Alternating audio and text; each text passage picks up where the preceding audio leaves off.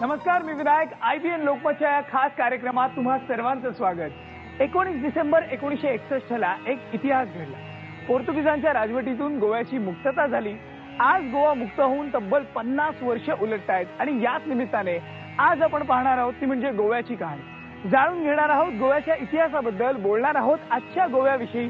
तर मग चला आणि जाऊयात, बघूयात गोल्डन गोव्याचा हा सुवर्ण प्रवास.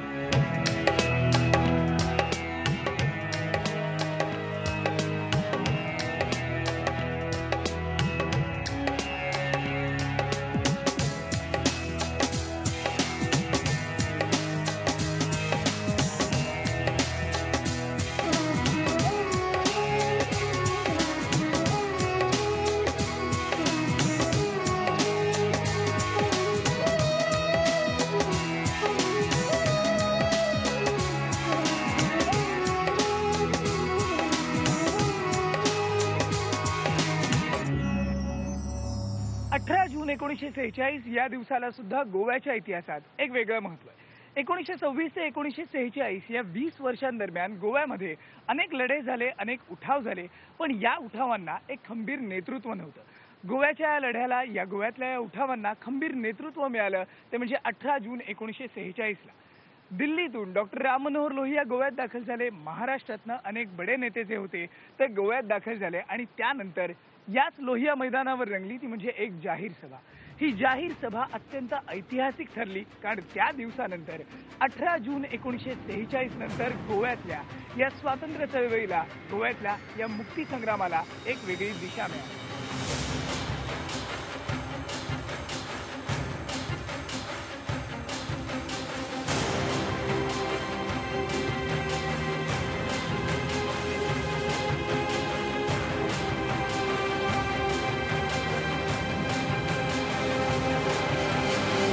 भारताला स्वातंत्र्य मिळालं ते म्हणजे 1947 मध्ये, पण गोवा स्वतंत्र झाला तो म्हणजे 1961 मध्ये. देशाला स्वातंत्र्य मिळून तब्बल 14 वर्ष उलटून गेली होती, पण तरी सुद्धा गोवा हा पोर्तुगीजांच्या राज्यात होता. पण त्यानंतर गोव्यामध्ये ही मोठी चळवळ झाली आणि 1961 ला गोवा स्वतंत्र झाला. पण काय होता तो काळ? आज 50 वर्ष उलटली आहेत गोव्याला स्वातंत्र्य मिळून. काय होता तो काळ, कसा होता तो काळ, याविषयी आपण बोलणार आहोत. सध्या आपल्याबरोबर आहेत स्वातंत्र्य सैनिक गुरुनाथ केळेकर. सर, 50 वर्ष आज उलटून गेलेली आहेत. 50 वर्षांनंतर तुम्ही जेव्हा गोव्याला बघता, काय होता तो काळ? 50 वर्षानंतरचा गोवा जो आहे तो माणसाच्या नजरेतून तसंच इमारतीच्या नजरेतून फार बदलून गेला आहे. 1946च्या आधी झोपलेला गोवा होता आणि त्याच्यानंतर आणि गरिबी होती. 1950 पर्यंत इथं इतकी गरिबी होती की 46च्या चळवळीत आपल्या बाबा बोरकरांनी एक कविता लिहिली गव्हर्नरला उद्देशून, डॉक्टर बॉस चालायला लाग म्हणून. तुला जर भेजा नाही तर इथं तुका दगडाचे तांदूळ मिळतात, ज्यात दगड आहे ते तांदूळ मिळतात आणि पोटाला आग पेटली आहे आणि जांग जी आहे ती कव्हर करायला मिळत नाही. अशी गरिबी होती त्यावेळी. आणि गोव्यातील लोकांना भारतात काय चाललं आहे त्याची परिपूर्ण कल्पना होती, परंतु काहीच करता येत नव्हतं. मीटिंग घेता येत नव्हती. इथं 1-2-3 पोर्तुगीज पेपर होते, परंतु ते स्टॉलवर मिळत नव्हते. ठराविक लोकांना जात होते. प्रभात फेरी काढायला मिळत नव्हती आणि आतून भयंकर कुचंबना चाललेली होती. लोक लोहियांना भेटायला गेले आणि त्यांनी परिस्थिती गोव्याची काय आहे ती त्यांना सांगितलं की बोलायला काहीच करायला मिळत नाही. ज्यावेळी लोहियांनी ऐकलं की इथं सिव्हिल लिबर्टीज नाहीत म्हणून, बोलायला मिळत नाही, लिहायला मिळत नाही, लग्नपत्रिका सुद्धा जी आहे ती मामलतदाराला दाखवावी लागते. लोहियांनी ज्यावेळी ऐकलं ते एकदम उसळले. आता मी थांबणार नाही म्हणून, मी कायदा मोडणार नाही. जमलेले लोक त्यांना सांगायला लागले आमची तयारी नाही, 1-2-3 महिने राहूया. परंतु लोहियांनी ऐकलं नाही. यासाठी तयारी करावी लागत नाही. 4.5 वर्ष तुम्ही काहीच केलं नाही आणि परत आणखी 6 महिने कशाला पाहिजे त्यामुळे मी 18 जूनला संध्याकाळी हा कायदा तोडणार सरकारचा. आणि त्याप्रमाणे आता लोकांना कसं हे कळलं हे सांगते. टेलिफोन नव्हते, पेपर नव्हते, सगळं तोंडातोंडी. परंतु इथं सगळ्या गोव्याची 5-6 हजार लोक जमले. पाऊस पडत होता. 18 जून म्हणजे पावसाचं हे पाऊस पडत होता आणि लोक इथं जमले. म्हणजे लोकांना लोहिया कोण आहे माहीत होतं, बोलत नव्हते. आणि मग लोहिया त्यांना घोड्याच्या गाड्या होत्या थोड्या इथं, अशा टॅक्सीज वगैरे नव्हत्या. तिथं एक हॉटेल आहे, तिथं त्यांना लपवून ठेवलं आणि ते बरोबर 4:30-5 वाजता इथं आले. आणि ते आल्यानंतर तो दर्या जो जमला होता तो इन्किलाब जिंदाबाद, भारत माता की जय, महात्मा गांधी की, राम मनोहर लोहिया की जय, गडबड सुरू झाली. लोहिया उतरल्यानंतर जो पोलीस प्रमुख होता, कमांडंट होता, तो त्यांच्याकडे गेला आणि तुम्ही कुठं चाललात?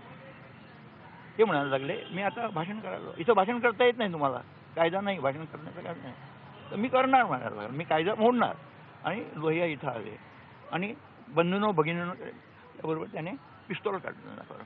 ते पिस्तॉल त्याने आपल्या हाताने हे दाखवले, असं हे केलं पिस्तॉल ते. आणि ते 4 शब्द बोलणार. त्याने सांगितलं तुम्हाला अटक केलेली आहे, जाऊया मग. ते घेऊन त्यांना इथं जे पोलीस स्टेशन आहे तिथं गेले. सगळे लोक तिथं गेले आणि इतके लोक आले ते पाहून ते भिवून गेले पोलीस. आणि शेवटी त्यांनी लोहियाकडे मागलं की त्यानं सांगा म्हणून की तुम्हाला आम्ही काही करणार नाही, तुम्ही आता परत जा म्हणून. लोहिया बाहेर आले आणि त्यांना उद्देशून बोलले की आपलं काम फत्ते झालेलं आहे. त्या दिवसापासून इथं चळवळ सुरू झाली आहे. ही चळवळ जी आहे ती 54 पर्यंत अथवा 53 पर्यंत बरोबर जमा उठलेला नव्हता. अवघ्याच मोजक्याच लोकांना त्यांनी. आणि थोडीशी मग 50सात ज्यावेळी संपत्ती यायला लागली, संपत्ती पैसे यायला लागले काणीमधून मायनिंगमुळे, थोडीशी मरगळ आली चळवळीला. 51-52 मध्ये मरगळ आली. 53 मध्ये ही चळवळ जी आहे ती परत फोफावली. 53 मध्ये मग इथं असं ठरलं की आता आम्ही स्वस्त बसून, कारण आता ऑलरेडी आता महात्मा गांधी नव्हते, वल्लभभाई पटेल नव्हते आणि सगळं नेहरूंच्या हातात होतं. काय नेहरू म्हणायला लागले की तुम्ही काहीतरी चळवळ करा तिथं, मग पुढे बघू आपण म्हणून. त्यावेळी सगळे जमले, एक मीटिंग झाली आणि मीटिंगमध्ये ठरवलं असं की 18 जून 1954 मध्ये मोठी गडबड करायची, मोठ्या प्रमाणात सत्याग्रह करायचा असं ठरलं.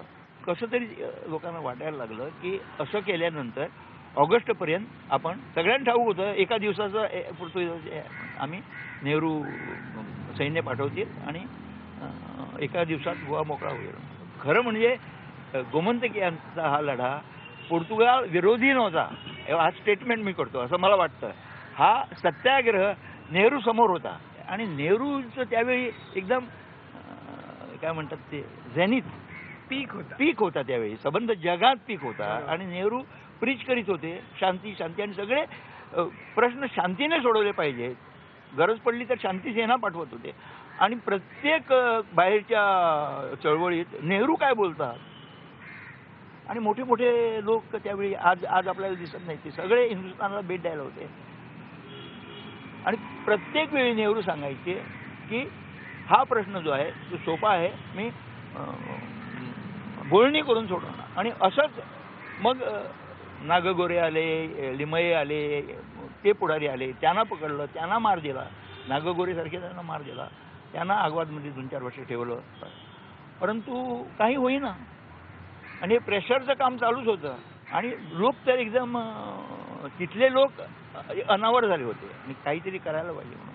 आणि त्यावेळी दिल्लीला आफ्रिकन लीडर जे होते ते त्यांच्या वसाहती होते, ते तिथे जमले आणि तिथं त्यांनी ठराव पास केला की आमच्या कॉलनी जर मुक्त व्हायला पाहिजे तर नेहरूंनी गोवा मुक्त करावा.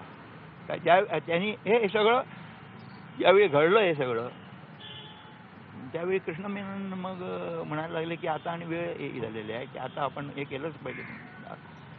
आणखी एक भीती होती, त्यांनी नॅटो करार झाला होता आणि बगदाद पॅक्ट केला, सियाटो केला आणि कदाचित गोव्यात मिलिटरी बेस येऊ शकते. देशभर कुठेच मिलिटरी बेस त्यांनी नेहरूंनी दिली नव्हती. ही एक भीती होती की मिलिटरी बेस गोव्यात येऊ शकते म्हणून. आणि शेवटी बोलणी झाल्यानंतर ते म्हणायला लागले की आता पाठवूया म्हणून. आणि 11-12 नंतर गाड्या भरून बॉर्डरवर सैन्य यायला लागला. लास्ट मोमेंट कॅनेडीने, John Kennedy president of United States, त्यांनी निरोप पाठवला की एक सैन्य पाठवू नका, सैन्य बॉर्डरवर पाठवू नका, 6 महिन्यात आपण काहीतरी हा प्रॉब्लेम सॉल्व्ह करू. परत नेहरूचा लास्ट मोमेंट काय करावं काय म्हणून. पण कृष्ण मेनन म्हणाले सैन्य गेलं आहे ऑलरेडी म्हणून. आणि 17 तारखे रात्री सैन्य आत आलं. 18 तारखे त्यांनी सगळे ब्रिजेस आणि लहान आपण त्याला साकाव म्हणतो ते सगळे फोडून टाकले होते. आणि आपल्या 30,000 सैन्य पाठवलं होतं 30,000. आणि ह्यांनी तासात अथवा झटकन ते ब्रिज परत तयार केले त्याने. म्हणजे त्यांची ती पद्धत जी आहे ती मिलिटरी पद्धत बांधली. आणि मग वरून विमानं फिरायला लागली. विमानही त्यावेळी नव्हती तशी. एरोड्रोम फोडून टाकला, रेडिओ केंद्र फोडून टाकलं आणि हजारो लिफलेट्स त्यांनी लोकांना उद्देशून की तुम्ही आता भिवू नका, आम्ही आलो तुम्हाला सोडून द्यायची गरज नाही.